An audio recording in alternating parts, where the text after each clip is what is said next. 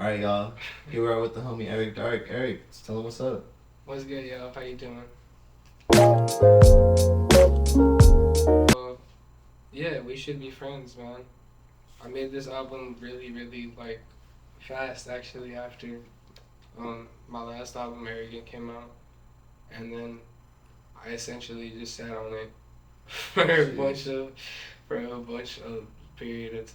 period of time, and not because like it was bad or nothing, but like just because it was very quickly after my last shit was done, and I really wanted to make sure that like I was being sure about what I wanted to say, and I feel like just leading after the tone of my last album and like everything that I talked about on there, I just really wanted to like create a different narrative for myself in the sense that like I'm not some like crazy big bad guy that like people may think I am or like paint me as or see me as, like I think that we should be friends, and if we're not, then it's probably for some shit that you did, because I don't know, I usually don't try to give people a reason to not be my friend. I think I'm an amazing friend. Wanted me up in the rap game, yeah, I came out the dark like my last name. Forgetting that I've rapped as long as I have, honestly.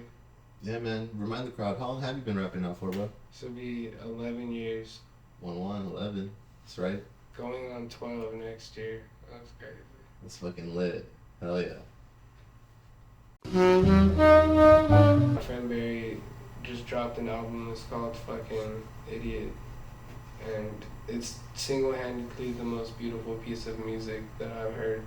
Not that my music isn't cool or whatever, but like that shit is just gorgeous, and it's a little bit different when you're a producer rapper. I feel like, you feel me, like I'll eventually get there one day when I'm just like producing and making all my own shit and whatever the case may be, but like when he's doing it and it's like you can evolve in such a short period of time, and not only that, but like just be as vulnerable as he has been, like this is probably as vulnerable as both me and him have been in our music, but like just to fucking bare all to people like that, like that's just brave to me. It's very brave.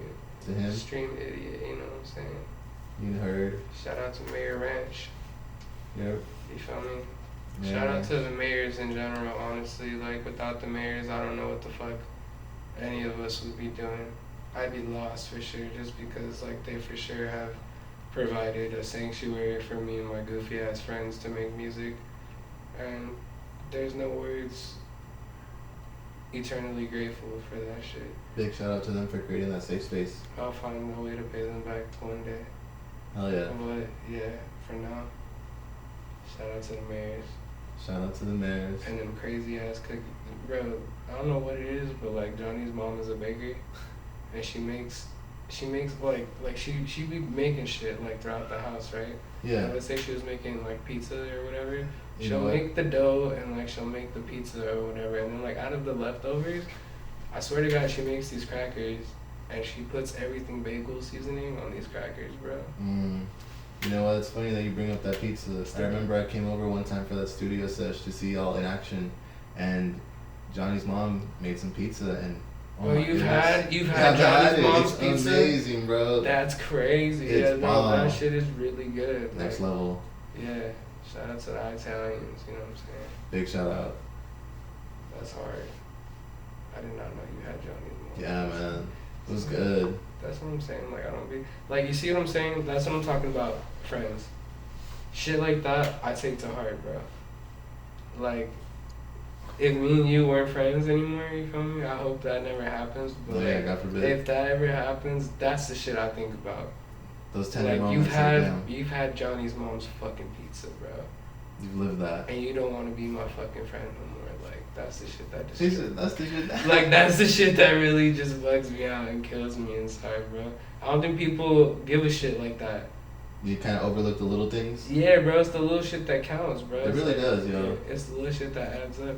Like, not for nothing, I really hold myself in high standards for this, but I'm the best motherfucking gift giver that I can think of.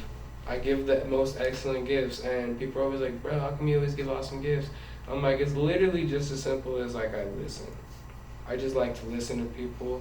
If you listen to people, it's not easy. It's not hard to fucking find out what they like. You know, here's someone's and, life and how they story. get down and what their tropes are, bro. So people are just fucking lazy. I think people are just lazy. To kind of take that action to really, you Yeah, know, make an bro. effort to get to know someone, right? Chivalry is dead by choice. Nah, 100%. By choice, bro. That shit is. I'm out here keeping it alive and well. And you know what, man? I want to take it back, bro. Talking about the little things. Actually, one of my first interactions with you in a minute since I became a developed photographer, going as Abajo del Cielo. But it was in LA, bro. Right after a show, I pulled up with Pete and Tommy, and we watched. It was you and Barry. It was out in LA, man. But we went to get tacos afterwards. It was like, I think at Angel's Tijuana Tacos. Yeah, bro. I remember everyone sitting down, bro, and I had just got my food because the line was long, bro. Yeah. And fucking, out of everyone grubbing, bro, you had finished and you got up, bro, and you offered me a seat, dog. And from that moment on, like, that was like my initial, like, you know, I fuck with this guy. This is a good man right here. And I appreciated it, bro, because that was a selfless act. You didn't even have to do that.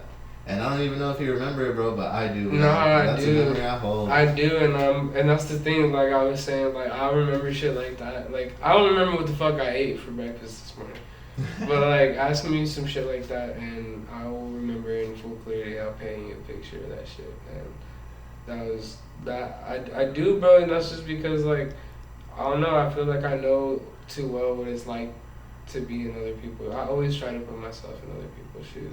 To be And relatable. then eventually you just get frustrated like myself when people don't put themselves in yours. You know, trying to understand or see where you're coming You from. know, it's like I always make a genuine effort to understand people and I feel like people don't really give a fuck, so. Yeah, man, it's hard not getting that reciprocated energy, bro. Like, what do you do with that, you know?